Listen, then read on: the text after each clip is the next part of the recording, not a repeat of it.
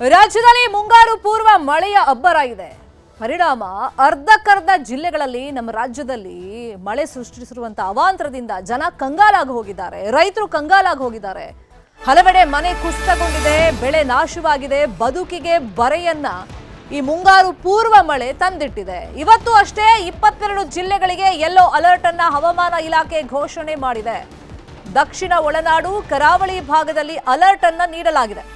ಬಿರುಗಾಳಿ ಸಹಿತ ಭಾರೀ ಮಳೆಯ ಮುನ್ಸೂಚನೆಯನ್ನ ನೀಡಲಾಗಿದೆ.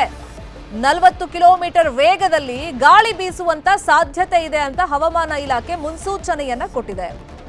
ಬಿರುಗಾಳಿ ಸಹಿತ ಭಾರೀ ಮಳೆಯ ಮುನ್ಸೂಚನೆಯನ್ನ ನೀಡಲಾಗಿದೆ. ಸುಮಾರು 40 ಕಿಲೋಮೀಟರ್ ವೇಗದಲ್ಲಿ ಗಾಳಿ ಬೀಸುವಂತ ಸಾಧ್ಯತೆ ಇದೆ ಅಂತ ಹೇಳಿದೆ. ಹಾಗಾಗಿ ಜನರಿಗೆ ಅಲರ್ಟ್ ಆಗಿರುವಂತೆ ಮತ್ತೆ ಕರಾವಳಿ ಭಾಗದಲ್ಲೂ ಮಳೆಯ ಮುನ್ಸೂಚನೆ ಇರೋದ್ರಿಂದ ಮೀನುಗಾರರಿಗೆ ಸಮುದ್ರಕ್ಕೆ ಸದ್ಯಕ್ಕೆ ಇಳಿಬೇಡಿ ಅಂತ ಹೇಳಿ ಹವಾಮಾನ ಇಲಾಖೆ ಜಿಲ್ಲಾಡಳಿತದ ಮುಖೇನ ಮುನ್ಸೂಚನೆಯನ್ನ ಕೊಡಿಸಿದೆ. ಸಾಕಷ್ಟು ಕಡೆಗಳಲ್ಲಿ ಮನೆ ಕುಸಿತ ಆಗಿದೆ, ಮೇಲ್ಛಾವಣಿಗಳ ಹಾರೋಗಿದೆ, ಬೆಳೆ ನಾಶ ಆಗಿದೆ.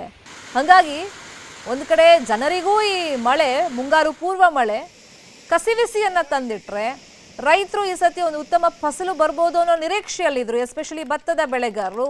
ಸೊ ಎಲ್ಲ ಬೆಳೆ ಹಾನಿಯಾಗಿದೆ. ಇನ್ನು ಭಾರೀ ಮಳೆ ಆಗಿದೆ. ಸಿಡಿಲಿಗೆ ನಿನ್ನೆ 2 ಬಲಿಯಾಗಿ ಹೋಗಿದ್ದಾರೆ. ರಾಯಚೂರಿನ ಕೋಮಲಾಪುರದಲ್ಲಿ ರೈತ ಸಾವನ್ನಪ್ಪಿದ್ದಾರೆ. ಹೊಲದಲ್ಲಿ ಕೆಲಸ ಮಾಡ್ತಾ ಇದ್ರು ಕರಿಯಪ್ಪ ದುರ್ಮರಣವನ್ನ ಹೊಂದಿದ್ದಾರೆ. ಇದು ರಾಯಚೂರಿನ ಘಟನೆ ಆಯಿತು. ಇನ್ನೊಂದು ಕಡೆ ಧಾರವಾಡ ಭಾಗದಲ್ಲಿ ಕವಲಗೇರಿಯಲ್ಲಿ ಸಿಡಿಲಿಗೆ ಮಹಿಳೆ ಬಲಿಯಾಗಿದ್ದಾರೆ. ಇವರು ಅಷ್ಟೇ ಜಮೀನಲ್ಲಿ ಕೆಲಸ ಮಾಡ್ತಾ ಇದ್ರು. ಆ ಸಂದರ್ಭದಲ್ಲಿ ಸಿಡಿಲು ಬಡಿದಿದೆ.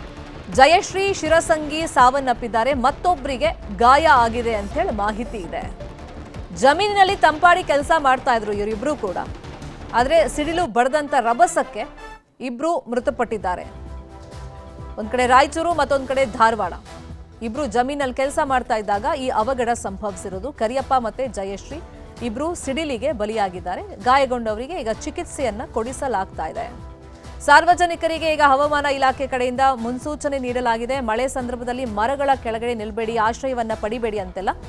ಈ ಮಳೆಯ ಮುನ್ಸೂಚನೆ ಏನ್ ಕೊಟ್ಟಿದೆ ಹವಾಮಾನ ಇಲಾಖೆ, ಈ ಬಗ್ಗೆ ಡೀಟೇಲ್ ಆಗಿ ಇನ್ಫಾರ್ಮೇಶನ್ ಅನ್ನ ಕೊಡ್ತಾ ಹೋಗೋದಕ್ಕೆ ನೇರ ಸಂಪರ್ಕದಲ್ಲಿ ಕನೆಕ್ಟ್ ಆಗಿದ್ದಾರೆ ನಮ್ಮ ರಿಪೋರ್ಟರ್ ಆಶೇಕ್. ಇನ್ನು ಎಷ್ಟು ದಿನ ಈ ಮುಂಗಾರು ಪೂರ್ವ ಮಳೆ ಇರುತ್ತೆ ಅಂತ ಹೇಳಿ ಹವಾಮಾನ ಇಲಾಖೆ ಅಲರ್ಟ್ ಮಾಡಿದೆ, ಮತ್ತೆ ಯಾವ್ಯಾವ ಭಾಗದಲ್ಲಿ ಬಿರುಗಾಳಿ ಸಹಿತ ಮಳೆ ಆಗುತ್ತೆ ಅಂತ ಮುನ್ಸೂಚನೆ ಇದೆ? ಶರ್ಮಿತಾ, ಇನ್ನೂ 3-4 ದಿನಗಳ ಕಾಲ ಇದೇ ರೀತಿಯಾಗಿ ರಾಜ್ಯದ ವಿವಿಧ ಜಿಲ್ಲೆಗಳಲ್ಲಿ ಭಾರಿ ಮಳೆಯಾಗುವಂತ ಮುನ್ಸೂಚನೆಯನ್ನ ಭಾರತೀಯ ಹವಾಮಾನ ಇಲಾಖೆ ಕೊಟ್ಟಿರುವಂತದ್ದು. ಮುಖ್ಯವಾಗಿ ಮಧ್ಯ ಕರ್ನಾಟಕ ಮತ್ತೆ ಉತ್ತರ ಒಳನಾಡು ಜಿಲ್ಲೆಗಳೆಲ್ಲ ಕೆಲವು ಜಿಲ್ಲೆಗಳಲ್ಲಿ ಆರೆಂಜ್ ಅಲರ್ಟ್ ಅನ್ನ ಘೋಷಣೆ ಮಾಡಿರುವಂತದ್ದು. ಗದಗ, ಕೊಪ್ಪಳ, ಧಾರವಾಡ, ವಿಜಯನಗರ, ದಾವಣಗೆರೆ ಮತ್ತು ಶಿವಮೊಗ್ಗ ಈ 7 ಜಿಲ್ಲೆಗಳಲ್ಲಿ ಭಾರಿ ಮಳೆಯಾಗುವಂತಹ ಮುನ್ಸೂಚನೆಯನ್ನ ಮುಂದಿನ 2-3 ದಿನಗಳ ಅವಧಿಯಲ್ಲಿ ಕೊಟ್ಟಿರುವಂತಿದ್ದರು. ಹೊರತಾಗಿ ಬೀದರ್ ಮತ್ತು ಕಲಬುರಗಿ ಹೊರತುಪಡಿಸಿ ಬಹುತೇಕ ಎಲ್ಲ ಜಿಲ್ಲೆಗಳಲ್ಲಿ ಹೆಚ್ಚು ಕಮ್ಮಿ 27-28 ಜಿಲ್ಲೆಗಳಲ್ಲೂ ಕೂಡ ಯೆಲ್ಲೋ ಅಲರ್ಟ್ ಅನ್ನ ಘೋಷಣೆ ಮಾಡಿರುವಂತದ್ದು. ಬೆಂಗಳೂರಿಗೂ ಕೂಡ ಇನ್ನೇ 2-3 ದಿನಗಳ ಕಾಲ ಭಾರಿ ಮಳೆಯಾಗುವಂತ ಮುನ್ಸೂಚನೆಯನ್ನ ಭಾರತೀಯ ಹವಾಮಾನ ಇಲಾಖೆ ಕೊಟ್ಟಿರುವಂತದ್ದು. ಕಳೆದ 2 ದಿನದಲ್ಲಿ ಧಾರವಾಡ, ಯಾದಗಿರಿ, ರಾಯಚೂರು ಈ ಭಾಗದಲ್ಲಿ ಅತಿ ಹೆಚ್ಚು ಮಳೆ ಆಗ್ತಾ ಇರುವಂತದ್ದು. ಕೃಷಿ ಜಮೀನುಗಳಿಗೆ ನೀರು ನುಗ್ಗಿ ಆ ಬೆಳೆ ಕೂಡ ನಾಶ ಆಗಿದೆ. ಜೊತೆಗೆ 2 ಸಾವು ಕೂಡ ಆಗಿರುವಂತದ್ದು ಈಗಾಗಲೇ ವರದಿಯಾಗಿದೆ. ಅಂದ್ರೆ ಈ ಒಂದು ಅಕಾಲಿಕ ಮಳೆ, ಪೂರ್ವ ಮುಂಗಾರು ಮಳೆಯಿಂದಾಗಿ ಬಹಳ ದೊಡ್ಡ ಪ್ರಮಾಣದ ಸಮಸ್ಯೆಯನ್ನ ಈ ಭಾಗದಲ್ಲಿರುವಂತಹ ಜನರು ಅನುಭವಿಸ್ತಾ ಇರುವಂತದ್ದು.